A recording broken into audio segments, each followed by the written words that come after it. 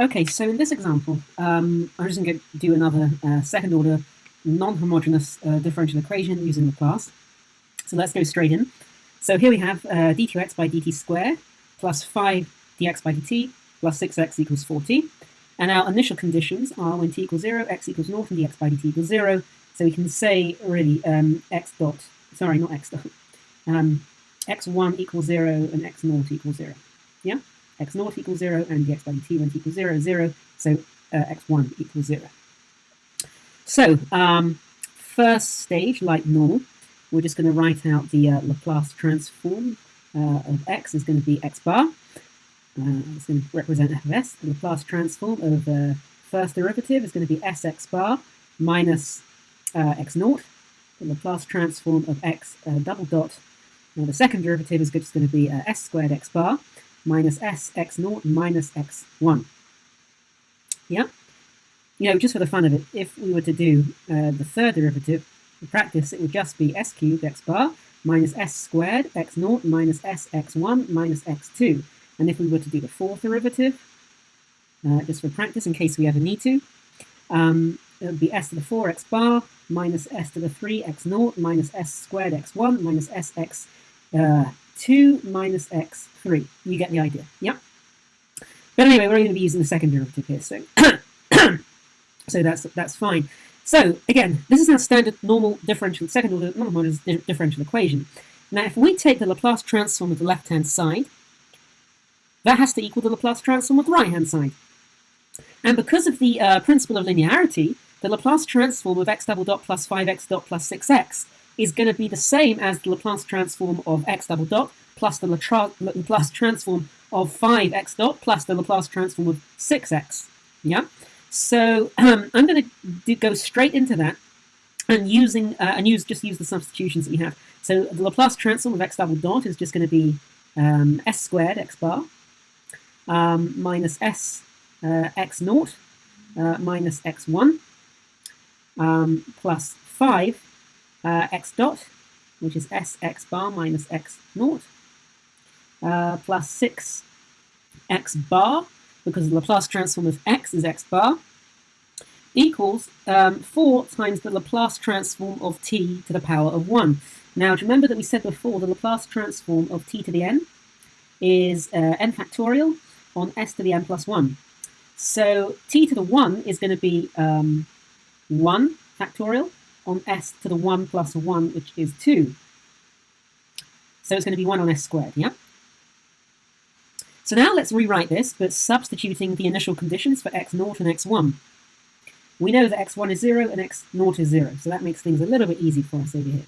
So we can say s squared x bar minus s x0, x0 is 0, so it goes to 0, minus x1, that's 0, plus 5 s x bar minus 0 plus 6 x bar equals 4 on s squared. Yep. So now let's collect the x bar terms. So we'll have x bar s squared plus 5s plus 6. Is that right? S squared plus 5s plus 6 equals 4 on s squared. Yeah. So let's keep going. Now, just 1 second. Is this actually factorizable? I think it is, isn't it? If we could say x bar s plus 3 s plus 2. Is that going to work? S squared plus 6 3 plus 5. Yeah, that's going to work. Equals 4 on s squared. Yeah. So now let's divide by s plus 3 and s plus 2 on both sides. So we end up with x bar equals 4 on s squared, s plus 3, s plus 2. Yeah. So from here, what we want to do is find the inverse Laplace transform of the right-hand side, because if we inverse Laplace transform the left-hand side, we're going to end up with x, and that's what we want.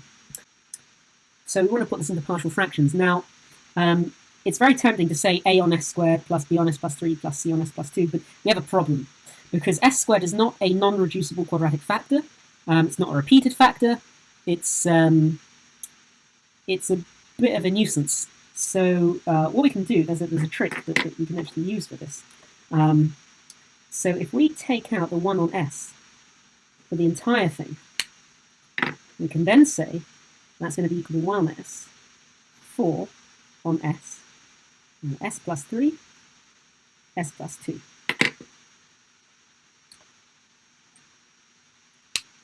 And proceed with the partial fractions as follows. So I'm just going to find the partial fractions for this, and I'll do that quickly, because I'm assuming you know how to do that, and then we'll proceed from there.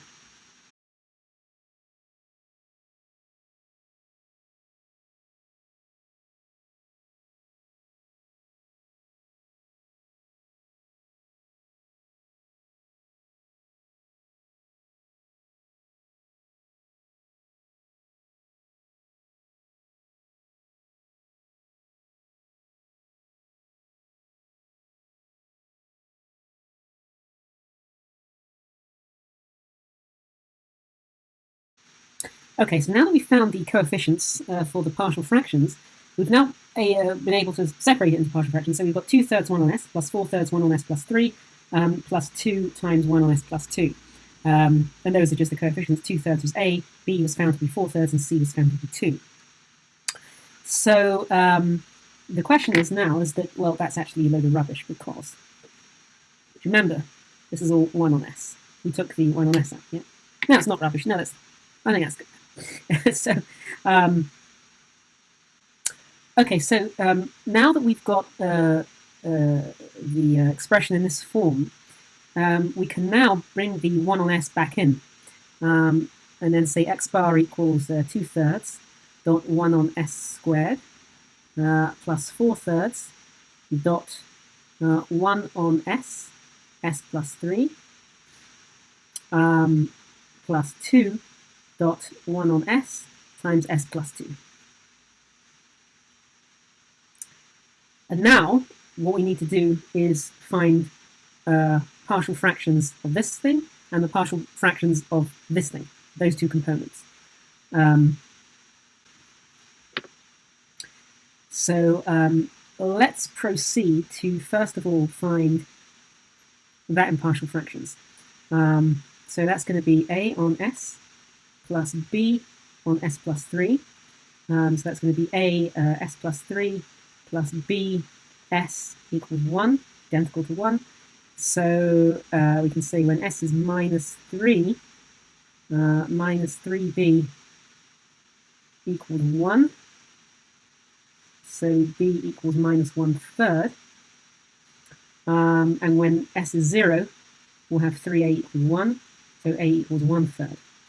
So we can say that that part just over there is going to be equal to, this is getting a bit tricky. This is getting very tricky. 1 on 3S plus, minus 1 on 3S plus 3. And that part there is going to represent this partial fraction. 1 on 3S minus 1 on 3S plus 3.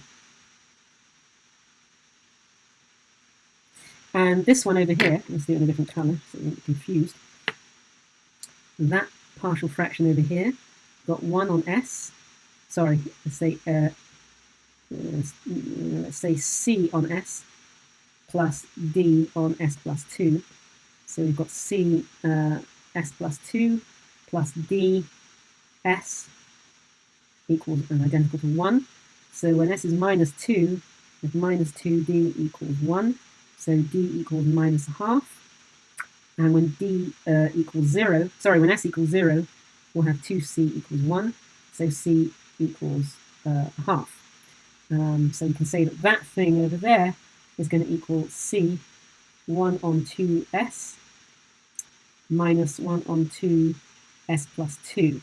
So you can see this is actually getting quite tricky now. Not difficult, but tricky, because we've had to work out partial fractions twice. First in the normal way, taking the 1 on S out, and then multiplying the whole thing by 1 on S, and then finding some partial fractions again. So what I'm going to do is take this down over here, and rewrite what we have.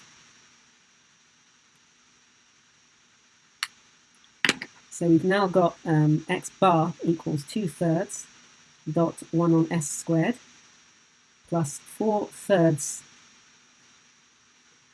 1 on s plus 3, which is, we know what we can do. We can take out the 1 on 3 again over here and do 1 on s minus 1 on s plus 3. All I've done is taken the 1/3 out. So that's going to become 4 on 9. Yeah. And then plus 2 dot 1 on s times s plus 2. Well, that is the same as this. What I'm going to do is take out the half over here straight away. So that becomes 1 on s minus 1 on s plus 2. Yeah? So now I'm going to rewrite that and hopefully tidy things up a little bit. So we now have x bar equals 2/3 times 1 on s squared plus 4 on 9, 1 on s minus 1 on s plus 3, plus 2 times a half is 1, so that's going to be just plus 1 on s minus 1 on s plus 2. Yeah? Right, where to go from here? So if we take the inverse Laplace transform, is it the question you have to ask yourself here is this inverse Laplaceable? And I think it is. I think it's very inverse Laplaceable, because we can do 1 on s plus 3 is fine. Yeah. When it gets a little bit more complicated, you have to think about, well, don't worry, we'll get there. These factors basically are fine, we can leave them out.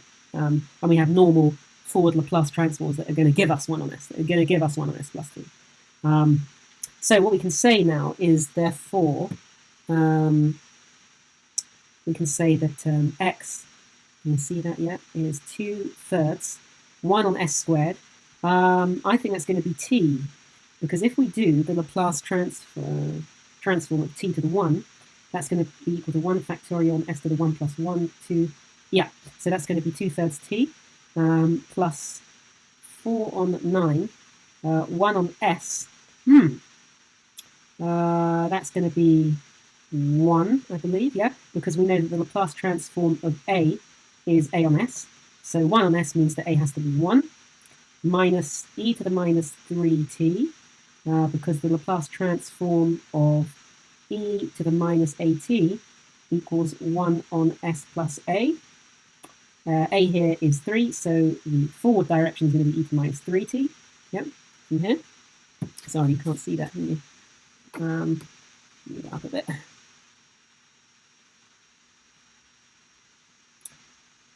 So that's all good.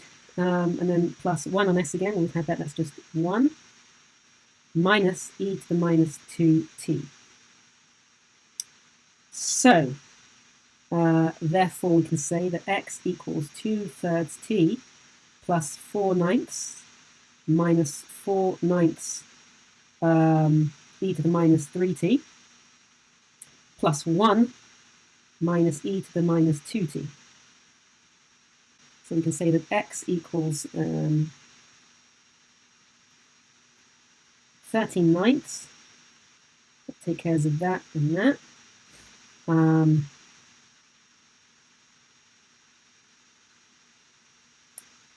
Minus 4/9 e to the minus 3t. Take care of that. Takes care of that. Minus e to the minus 2t plus 2/3 t.